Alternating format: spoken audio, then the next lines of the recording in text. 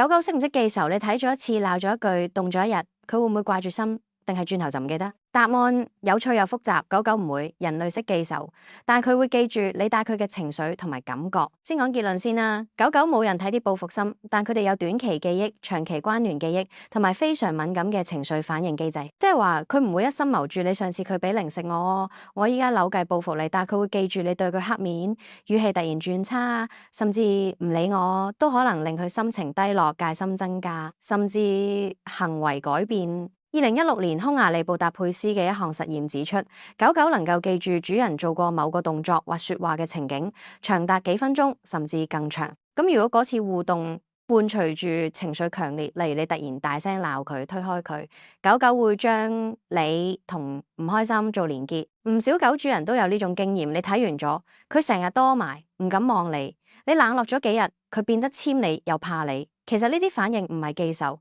而係受傷後嘅防衛性學習。狗狗最大特點係佢哋用身體語言記住環境同人嘅，例如你平時摸嘅係笑住講嘅，佢覺得開心；你某日冷淡嘅反應，佢會嘗試討好你，因為佢唔知你係咪咁嘅。重複幾次之後，佢會將某啲情景歸類為唔安穩。咁你會問，咁我唔小心鬧佢哋一次，佢會唔會記一世咯？放心啊，唔會。咁如果你平時對佢溫柔有安全感，就算有時口氣爭少少，佢都會以整體關係判斷你係咪可靠嘅人。狗狗唔係玻璃心，但佢會記你點樣對佢。如果你真係做咗令佢驚唔安嘅行為，以下係3個修復信任嘅方法：一、主動釋放友善信號，語氣放軟，掹低身，望佢眼，唔好逼太近。2、用日常互動重建安全感，溫柔撫摸，散步時講說話，保持身體接觸。3咧，唔好用冷處理或情緒懲罰啦，唔講嘢唔望嘅，只會令佢更不安。總結咧，狗狗唔會有複雜嘅人類式記仇行為，